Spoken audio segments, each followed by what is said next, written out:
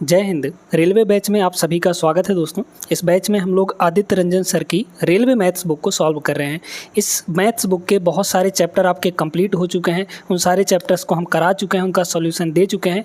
नहीं देखे हैं आप लोग वीडियोस तो जाके देख सकते हैं। प्लेलिस्ट बनी हुई है पूरे रेलवे बैच की और लिंक आपको डिस्क्रिप्शन में मिल जाएगा, तो वहाँ पर जाके आप लोग देख सकते हैं। अभी हमारा करंटली टॉपिक चल रहा है बोट एंड स्ट्रीम, यानी कि नाव और धारा वाला चैप्टर। तो इसके भी 3 क्लासेस हो चुके हैं। पहले क्लास में हमने बेसिक बताया था और बहुत सारे प्रश्नों को भी किया था, तो पहला क्लास इसका ज़रूर कर लीजिएगा ताकि आपके आगे की क्लासेस बहुत अच्छे से समझ में आ पाएँ। ठीक है, आज ये चौथा क्लास है जिसमें हम लोग 7-8 प्रश्न जो इसके बचे हैं उन प्रश्नों को करने वाले हैं। क्वेश्चन नंबर 38 से शुरू करेंगे क्योंकि 37 तक पिछले क्लास में हो चुका था। ठीक है, आइए देखते हैं। पहला सवाल बहुत ही बेहतरीन सवाल है।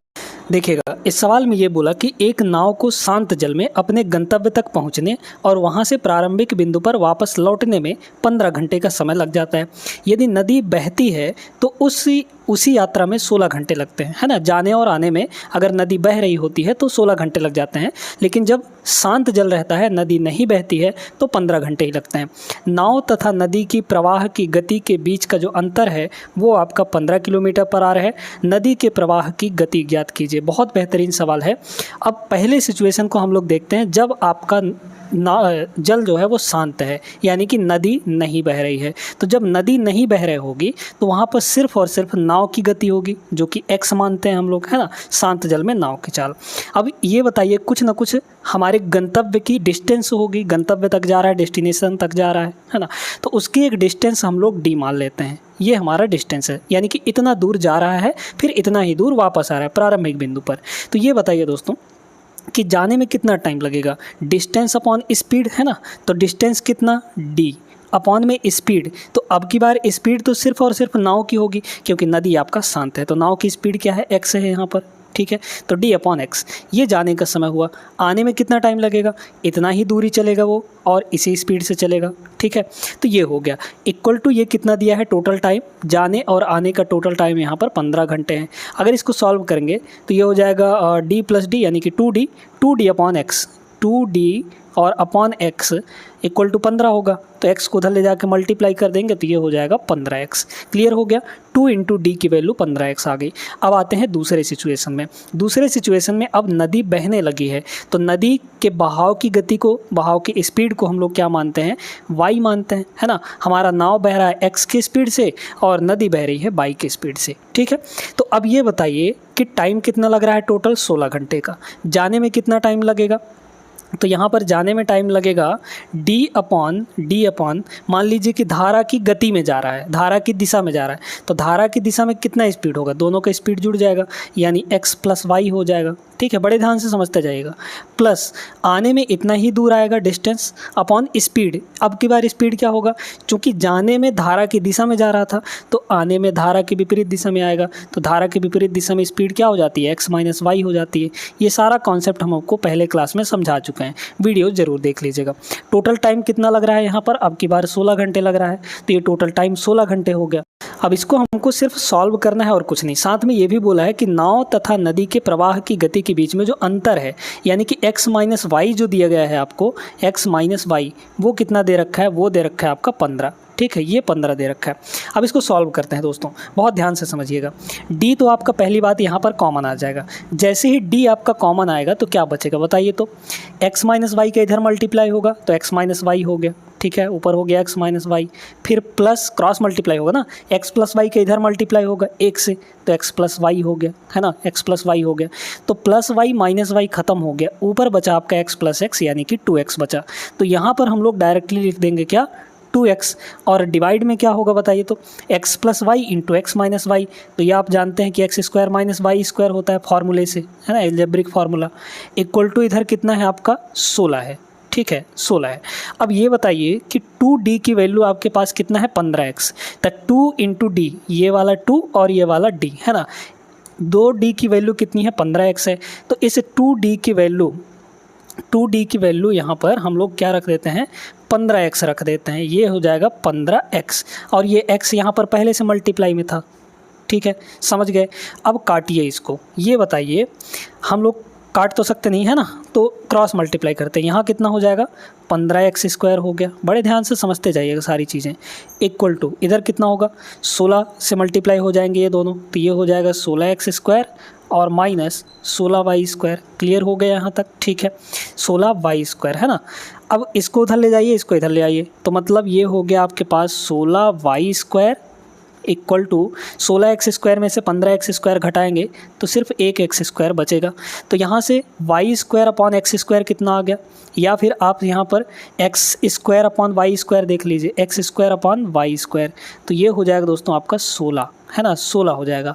तो 16/1 भी लिख सकते हैं, दोनों साइड रूट ले लेंगे तो x/y आ जाएगा आपका। तो x/y कितना हो जाएगा बताइए, तो 4/1 आ गया, यानी x और y का रेशियो आ गया। अब ये बताइए x माइनस वाई की वैल्यू 15 दी गई है, x की वैल्यू यहाँ पर 4 यूनिट है, y की वैल्यू 1 यूनिट है, तो डिफरेंस कितना हो गया x माइनस वाई, यानी कि 4 माइनस 1, तो 3 यूनिट होगा। इस 3 यूनिट की वैल्यू कितनी दे रखी है यहाँ पर 15 के बराबर है ना, रेशियो भी लग गया इसमें। तो 1 की वैल्यू कितनी हो जाएगी बताइए, तो 1 की वैल्यू हो जाएगी 5 यूनिट। ठीक है, आपको क्या पूछा था, नदी के प्रवाह की गति। नदी के प्रवाह की गति कौन सी थी, y है ना, y हमने माना था। तो y की वैल्यू कितने यूनिट है बताइए, तो 1 यूनिट है। तो 1 यूनिट की वैल्यू कितनी आई है, 5 किलोमीटर प्रति घंटा। यही आपका करेक्ट आंसर हो जाएगा। तो option number D is the right answer. I hope समझ में आ गया होगा सभी को। बेहतरीन प्रश्न था, थोड़ा समझाने में टाइम लगा है, लेकिन है इसमें कुछ नहीं अगर आप लोग प्रैक्टिस करते हैं तो। आगे बढ़ते हैं हम लोग क्वेश्चन नंबर 39 पे। चलिए देखिएगा अगला सवाल, एकदम बेहतरीन सवाल है ये, ग्रुप डी 2007 के पेपर का सवाल है। एक नदी में बी ए और सी के बीच में है, ठीक है, ए और सी के बीच में है कहीं पर बी। ठीक है, तो हम लोग यहाँ पे एक लाइन बना लेते हैं। तो एक लाइन में यहाँ पर ए और सी के बीच में आपका बी है कहीं पर है ना, ये पॉइंट ए है और ये पॉइंट आपका सी है दोस्तों। ठीक है, बड़े ध्यान से समझते जाइएगा।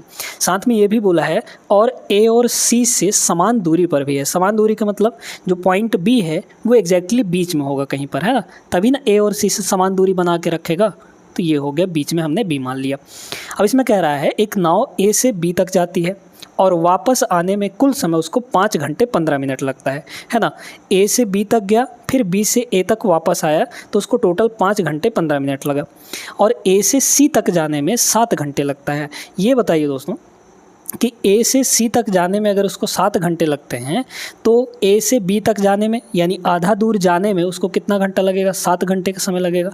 यानी ए से बी तक जाने में है ना, उसको जाने में कितना घंटा लगा, जाने में यहाँ पर 3.5 घंटा लगेगा, क्योंकि ए से सी तक जाने में 7 घंटे लग रहा था, तो ए से बी तक जाने में यानी आधा दूर जाने में 3.5 घंटा लग जाएगा है ना, जाने में 3.5 घंटा लग जाएगा।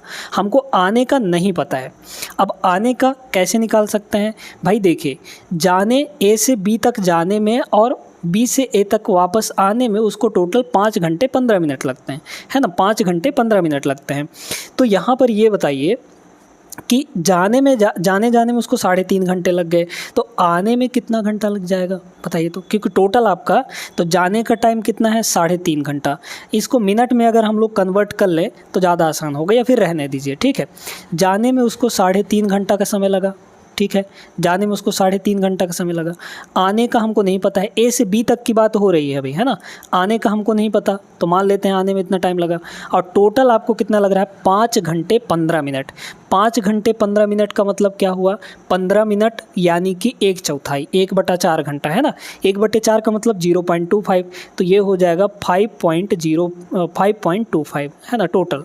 भाई देखिए ना, 5 घंटे और प्लस 15 मिनट मतलब 1/4 कन्वर्ट करेंगे घंटे में तो 60 से डिवाइड करना पड़ेगा, तो ये होता है 0.25। तो 5 + 0.25 कितना हो जाएगा, 5.25 हो जाएगा। क्लियर हो गया ना। तो यहाँ से बी से ए तक आने में जो टाइम लगेगा वो टी कितना हो जाएगा, 5.25 में 3.5 हम लोग माइनस कर देंगे, तो यहाँ पर आपका कितना हो जाएगा, ये हो जाएगा आपका 125 में 50 घटा देंगे तो 75 आ जाएगा है ना। तो मतलब 75 हो गया, 75 और 4 में से 3 गया तो 1 आ जाएगा, 1.75 लगेगा। तो मतलब आने में कितना टाइम लगा बी से ए तक, 1.75 घंटे। ठीक है, अब क्या बोला गया आगे देखिए, यदि नदी ए से सी की ओर बहती है तो सी से ए तक जाने में कितना समय लगेगा, सी से ए तक जाने में कितना उसको टाइम लगेगा, ये बताइए। बी से सी तक जाने में या फिर ए से सी तक जाने में उसको टोटल कितना समय लग रहा था, ये बताइए। अब तो यहाँ पर डायरेक्ट हो गया ना भाई, देखिए बी से ए तक आने में उसको 1.75 लग रहा है, तो मतलब इस दिशा में, इस डायरेक्शन में बी सी से बी तक आने में कितना टाइम लगेगा? इतना ही टाइम लगेगा, है ना, क्योंकि डायरेक्शन तो एक ही है ना। तो यहाँ पर बी से सी आने में, है ना, बी से सी आने में कितना टाइम लग जाएगा? इतना ही लगेगा, यानी 1.75 घंटे। ठीक है, बस जोड़ दीजिए। तो पूछा जा रहा है सी से ए तक टोटल कितना समय लगेगा? सी से बी तक 1.75, फिर बी से ए तक 1.75, तो टोटल दोनों को जोड़ देंगे। 1.75 का डबल कर दीजिए, यानी कि 175 कितना हो जाएगा? 350, है ना, 350 हो जाएगा, यानी 3.5 घंटे लग जाएंगे। और 3.5 का मतलब क्या होता है? 3.5 घंटा। 3.5 घंटा यानी 3 सही 1/2 घंटे। तो 3 सही 1/2 घंटे लग जाएंगे। कहाँ से कहाँ आने में? सी से ए तक आने में। क्लियर हो गया बात? उम्मीद करते हैं समझ में आ गया होगा। Option D is the right answer. Clear हो गया? आगे बढ़ते हैं हम लोग अगले प्रश्न में। अब थोड़ा सा अलग टाइप के प्रश्न आने वाले हैं। आरआरबी जेईई 2019 के पेपर का सवाल है, बहुत बेहतरीन सवाल है। शांत जल में नाविक की जो गति है वो x है और धारा की गति y किलोमीटर पर आर है। यदि कोई व्यक्ति धारा के विपरीत दिशा में एक निश्चित दूरी तय करता है, विपरीत में, और फिर वही दूरी धारा की दिशा में लौटता है, तो यात्रा के दौरान उसकी औसत गति क्या होगी? दोस्तों, औसत गति हमको निकालनी है। तो औसत गति क्या होता है? अब यहाँ पर ध्यान से समझिएगा कि जाते टाइम उसकी स्पीड कितनी रही होगी। अब बहुत ध्यान से समझना है आपको, क्योंकि जितना डिस्टेंस वो कवर किया जाने में, जितना डिस्टेंस गया वो, है ना, यहाँ पर जितनी दूर गया उतनी दूर वापस भी आया है, यानी कि जाने और आने में निश्चित दूरी तय कर रहा है। तो डिस्टेंस आपका यहाँ पर हो चुका है क्या? कांस्टेंट हो चुका है। तो जब भी आपका डिस्टेंस कांस्टेंट होता है तब यहाँ पर कुछ सिचुएशन बनती हैं। ये बताइए जाने में क्या स्पीड होगी? जाने में वो गया विपरीत दिशा में, है ना, विपरीत दिशा में गया। तो विपरीत दिशा में भाई नाविक की गति x है, धारा की गति y है, तो जाने में उसकी स्पीड कितनी होगी बताइए? तो अप स्ट्रीम, यानी कि विपरीत दिशा में। तो अप स्ट्रीम आपका हो जाएगा x माइनस वाई। ये जाने में गति हो गई, है ना। और आने में गति कितनी होगी? चूँकि अब धारा की दिशा में चल रहा है तो x प्लस वाई हो जाएगा। ठीक है, x प्लस वाई हो जाएगा। अब चूंकि डिस्टेंस कांस्टेंट है, तो जब भी डिस्टेंस कांस्टेंट हो और आपको दो स्पीड दी गई हो, यानी कि जाने और आने का स्पीड दिया गया हो, तो यहाँ पर ये आपका a है, ये b है, तो हम लोग एवरेज स्पीड डायरेक्टली एक फार्मूला लगा देते हैं। ये हम आपको टाइम एंड डिस्टेंस में पढ़ाए थे। ठीक है, एवरेज स्पीड का फार्मूला होता है 2ab upon a plus b. 2ab upon a plus b हो जाता है। a का मतलब पहली स्पीड, b का मतलब दूसरी स्पीड। कब लगाना है इस फार्मूले को? जब आपका डिस्टेंस कांस्टेंट होगा तभी लगाना है एवरेज स्पीड के इस फार्मूले को। बस इसमें रख दीजिए। तो कितना हो जाएगा? ये हो जाएगा आपका यहाँ पर 2 इंटू a का मतलब x माइनस वाई, है ना, और इंटू b यानी दूसरी स्पीड, मतलब x प्लस वाई हो गया यहाँ पर, divide by x plus Y, है ना, x plus Y, sorry a plus B.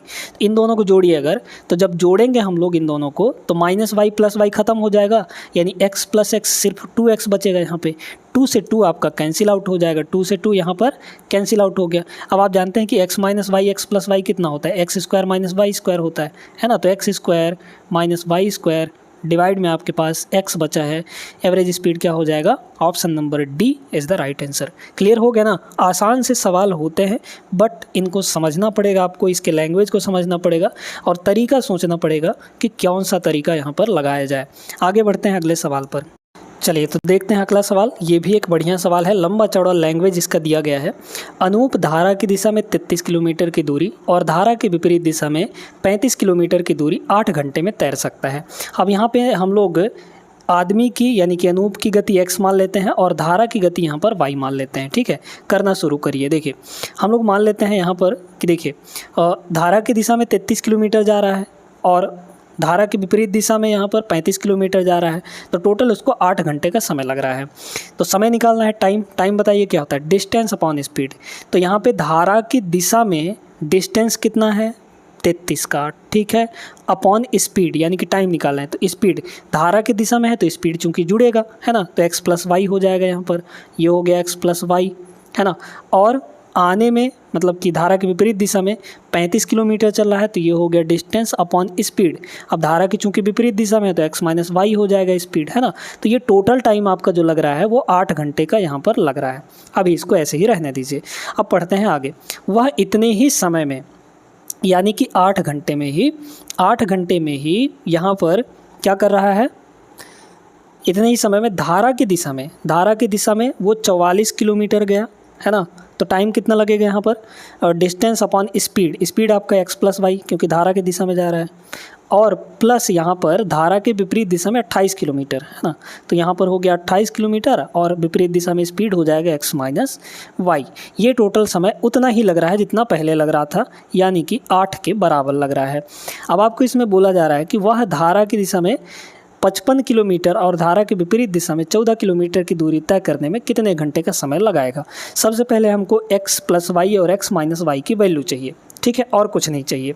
तो हम लोग देखिए दोस्तों, यहाँ पे कुछ तिकड़मबाजी भिड़ाते हैं, ठीक है, कुछ तिकड़म यहाँ पर हम लोग भिड़ा लेते हैं कि भैया यहाँ पर ये बताइए, अगर हम थोड़ा सा इसको बराबर करने का कोशिश करें या फिर डायरेक्टली हम लोग कुछ ना कुछ वैल्यू मानते हैं x माइनस वाई की और x प्लस वाई की। यहाँ पर आपके पास 8 है, ठीक है, अगर इसको भी 4 बना ले, किसी तरह से इसको भी 4 बना ले, क्योंकि ये भी 11 से आपका कट जाएगा, है ना। तो x प्लस वाई की जगह पर अगर हम 11 रख दें तो ये हो जाएगा 44/11 यानी कि 4, प्लस x माइनस वाई की जगह पर अगर 7 रख दें तो 28/7 यानी कि ये हो जाएगा 4। तो x माइनस वाई की 7 रखें, तो अगर क्या यही वैल्यू यहाँ पर रखेंगे तो सेटिस्फाई कर जाएगा, रख के देखते हैं थोड़ा सा, है ना।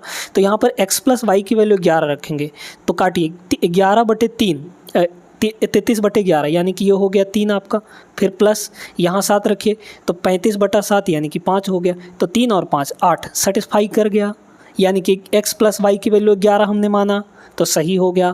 तो x प्लस वाई की वैल्यू जो है वो कितनी आ गई, 11 आ गई यहाँ से इसको सॉल्व करने में, और x माइनस वाई की जो वैल्यू है वो कितनी आ गई दोस्तों, 7 आ गई, ठीक है। डायरेक्टली हमने यहाँ पे देख लिया। यहाँ पर हमने क्या किया कि भैया ये 33 और ये 44 दोनों 11 से कट रहे थे, तो x प्लस वाई की वैल्यू 11 रख दिए, और ये जो 35 है ये 28 है, दोनों 7 से कट रहे थे, तो x माइनस वाई की वैल्यू हमने 7 रख दी, और ऐसा करने से ये सारा इक्वेशन हमारा सेटिस्फाई हो गया। अब हमारे पास x प्लस वाई की वैल्यू 11 है, x माइनस वाई की वैल्यू यहाँ पर 7 है। आगे पढ़िए सवाल में, धारा की दिशा में 55 किलोमीटर जाना है, तो यहाँ पर धारा की दिशा में 55 किलोमीटर ये डिस्टेंस हुआ अपॉन स्पीड, तो टाइम हमको चाहिए ना, है ना। तो धारा की दिशा में स्पीड कितना होगा, x प्लस वाई, है ना। तो x प्लस वाई की वैल्यू कितनी है, 11 है, तो यहाँ पर 11 हो गया, प्लस आगे देखिए धारा के विपरीत दिशा में 14 किलोमीटर जाना है, तो 14 किलोमीटर हो गया डिस्टेंस, डिवाइड बाय स्पीड, धारा के विपरीत दिशा में स्पीड कितनी होती है, x माइनस वाई की वैल्यू 7 है, तो यहाँ पर हो गया 7। टोटल टाइम पूछा गया था, कर लीजिए, तो ये हो जाएगा 5 और प्लस 2 यानी 5 + 2 मतलब कि सीधे 7 घंटे। तो 7 घंटे का समय लगेगा, ऑप्शन डी करेक्ट हो जाएगा। आगे बढ़ते हैं अगले सवाल पर। चलिए तो अगला सवाल देखते हैं, ये बेहतरीन सवाल है। इसमें बोला गया 2 नावें P और Q एक नदी में क्रमशः बिंदु A और B से एक दूसरे को यात्रा कर रहे हैं, जिसमें पानी जो है 4 किलोमीटर प्रति घंटा की चाल से A से B की तरफ बहता है ना। तो यहाँ पर हम लोग देख लेते हैं कि A पॉइंट यहाँ पर है और B पॉइंट आपका यहाँ पर है। बड़े ध्यान से सारी चीज़ें समझते जाइएगा, अच्छे से समझा देंगे। यहाँ पर आपका पॉइंट A है और यहाँ पर आपका पॉइंट P है ना। P जो है आपका इधर से चल रहा है, P जो है इधर से चल रहा है, और Q जो है इधर से चल रहा है, ठीक है। नाव जो Q है वो इधर से इधर की ओर चल रहा है। अब जो नाव धारा बह रही है, पानी की जो गति है वो 4 किलोमीटर प्रति घंटा है, किधर से किधर की तरफ, इस तरफ, है ना। तो हमारा जो धारा बह रहा है वो इस डायरेक्शन में बह रहा है, किस गति से, 4 की गति से। तो y की वैल्यू हमारे पास कितनी हो गई, 4 kmph हो गई। अब यहाँ पर आगे बोला जा रहा है शांत जल में नाव P की जो चाल है वो नाव Q की चाल से 10 kmph कम है ना। तो नाव Q की चाल अगर हम लोग x मानते हैं तो नाव P की चाल कितनी हो जाएगी, इससे 10 कम हो जाएगी। तो नाव P की चाल हो गई x - 10। बड़े ध्यान से समझते जाइएगा, ठीक है। अब इसमें बोला जा रहा है और बिंदु A और बिंदु B के बीच की दूरी टोटल आपका 259 किलोमीटर है, यहाँ से यहाँ तक की दूरी 159 किलोमीटर है। अब बोला जा रहा है दोनों एक ही समय पर चलना स्टार्ट करते हैं।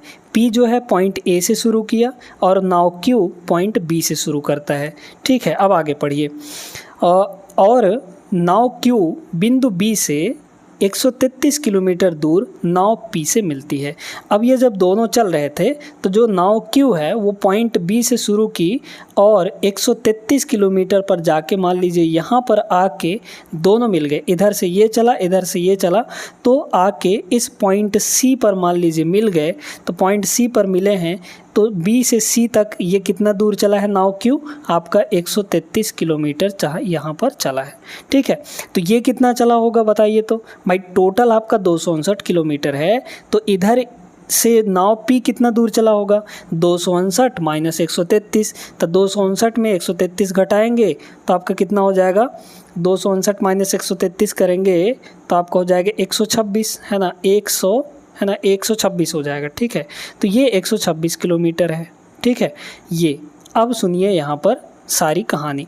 ये बताइए दोस्तों कि A से C तक जाने में नाव P को और B से C तक आने में नाव Q को बराबर समय लगा होगा, क्योंकि बराबर समय तक दोनों चले होंगे, कुछ समय तक चले होंगे, है ना, तभी वो जाके मिले होंगे। तो समय आपका कांस्टेंट हो चुका है। तो यहाँ पर हम लोग देखते हैं कि जो नाव P है और नाव Q है, ये क्या क्या कांड यहाँ पर कर रहे हैं, है ना। नाव P के लिए अगर हम लोग देखें तो डिस्टेंस कितना होगा बताइए तो, नाव P ने कितना दूर चला, 126 किलोमीटर, है ना, 126 किलोमीटर, और नाव Q ने कितना दूर चला, 133 किलोमीटर, ये हो गया 133 किलोमीटर, है ना, 133 किलोमीटर, ये हो गया डिस्टेंस। अब चूंकि आपका टाइम जो है बराबर लग रहा है, टाइम कांस्टेंट है, तो जब भी टाइम कांस्टेंट होता है तो डिस्टेंस और स्पीड दोनों सेम रेशियो में होते हैं, है ना। तो स्पीड आपका भी इसी रेशियो में हो जाएगा, क्योंकि डायरेक्टली प्रोपोर्शनल हो जाते हैं डिस्टेंस और स्पीड, है ना। तो स्पीड भी आपका इसी रेशियो में होगा, यानी कि यहाँ पर 126 और 133।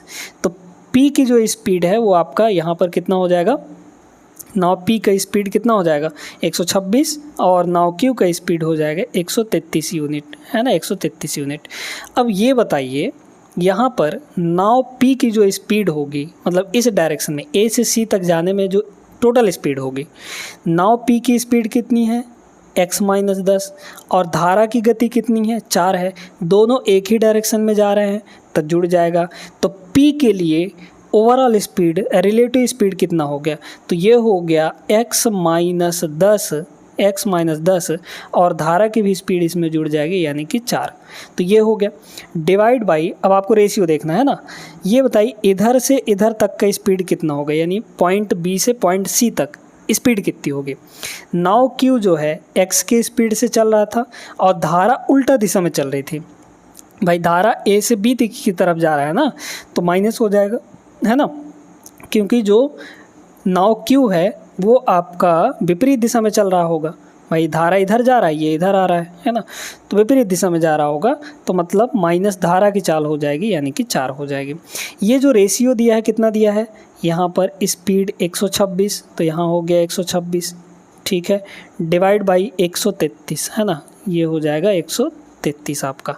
ठीक है, अब इसको सॉल्व करेंगे तो -10 + 4 कितना हो गया आपका, -6 हो गया। कैलकुलेट करेंगे हम लोग इसको क्रॉस मल्टीप्लाई करके, तो कितना हो जाएगा इधर, ये हो जाएगा आपका 133, है ना, 133 x और -33 का 6 से गुणा करिए तो हो जाएगा 3 × 18 के 8 हासिल 1, और 13 × 78 78 और 1 79 हो जाएगा, यानी 79 हो गया। इक्वल टू इधर कितना होगा बताइए तो, ये हो जाएगा 126x, है ना, 126x और माइनस कितना हो जाएगा, 6 × 4 = 24 की 4 और 12 × 4 = 48, 48 × 4 = 52, यानी कि 524 हो जाएगा। ठीक है, अब हम लोग इसको घटा लेंगे तो 133 - 126 कितना हो जाएगा, 4 × 3 = 7, यानी कि 7x हो गया यहाँ पे, है ना। तो 7x की वैल्यू इसको उधर ले जाकर घटा दीजिए तो कितना होगा, तो 798 में 524 घटाइए तो 8 में से 4 गया, ये हो जाएगा 4, फिर 9 में से 2 गया, ये हो जाएगा 7, और यहाँ पर 7 में से 5 गया, ये हो जाएगा 2। ठीक है, तो 7x की वैल्यू 274, तो x की वैल्यू यहाँ से कितनी आ जाएगी बताइए, तो 7 से डिवाइड कर देंगे तो 7 × 21, है ना, 21 बचा आपका कितना, यहाँ पे थोड़ा सा शायद मल्टीप्लिकेशन में गड़बड़ हो रहा है दोस्तों। यहाँ पर देखते हैं अगर 126 को 4 से गुणा करेंगे तो 6 चौक 24 के 4 हासिल 2 और 12 चौक 48 2 50 होगा। यहाँ पे 52 लिख दिए हैं, है ना। तो यहाँ पर आपका हो जाएगा 50, ठीक है। तो ये 504 होगा। तो जब 504 होगा तो यहाँ पे कितना हो जाएगा, यहाँ पे हो जाएगा आपका 9 में से ये गया तो आपका ठीक है ना, ये आपका हो जाएगा, ठीक है। यहाँ पे 9 हो जाएगा, इतना हो गया। तो ये हो गया 294, है ना। तो x की वैल्यू यहाँ से कितनी आ जाएगी बताइए। तो आ जाएगा 7 चौके 28, बचा आपका 1 तो 14 हो गया, 7 दूना 14, मतलब x की वैल्यू 42 आ गई। अब आपको क्या बोला था, अब आपको बोला था दोनों नामों द्वारा एक दूसरे से मिलने में लगा समय निकालना है ना। तो टाइम आपको निकालना है। टाइम बताइए कितना हो जाएगा। तो टाइम आपका हो जाएगा, अब इसको थोड़ा सा हम लोग यहाँ पे मिटाते हैं, ठीक है, ताकि आपको अच्छे से समझा पाएँ। टाइम आपको निकालना है दोस्तों, है ना, दोनों को मिलने में समय। तो ये आपका इधर से चला, ये आपका इधर से चला, है ना। तो ये बताइए टाइम कितना होता है, distance upon speed. Total distance कितना चलेंगे दोनों, टोटल डिस्टेंस A से C तक 126 ये चला और B से C तक 133 ये चला। तो 126 से 133 कितना हो जाएगा, 259 किलोमीटर टोटल डिस्टेंस, है ना, 259। डिस्टेंस अपॉन स्पीड, अब आपको स्पीड लिखनी है। तो स्पीड हम लोग यहाँ पर Q की स्पीड और P की स्पीड, मतलब दोनों की स्पीड, चूँकि दोनों विपरीत दिशा में जा रहे हैं तो दोनों की स्पीड आपकी जुड़ जाएगी, है ना। दोनों की स्पीड कैसे जुड़ जाएगी बताइए। अब यहाँ पर ध्यान से समझिएगा इस चीज़ को, देखिएगा यहाँ पे ना x की वैल्यू पहले रख देते हैं। तो कितना हो जाएगा, ये हो जाएगा 42 माइनस 10, यानी कि ये हो गया 32। P 32 की स्पीड से चल रहा है और Q जो है यहाँ पर 42 की स्पीड से चल रहा होगा, मतलब ये हो गया आपका 42, ठीक है। अब ध्यान से सुनिए, देखिए, तो इधर जाने में ओवरऑल जो रिलेटिव स्पीड है कितना होगा, यहाँ से यहाँ तक पहुँचने में स्पीड कितना होगा, ये जा रहा है 32 के 32 और प्लस 4, क्योंकि एक ही दिशा में जा रहा है धारा और वो, है ना, नाव। तो 32 4 ये हो गया 36, ये हो गया इधर का स्पीड।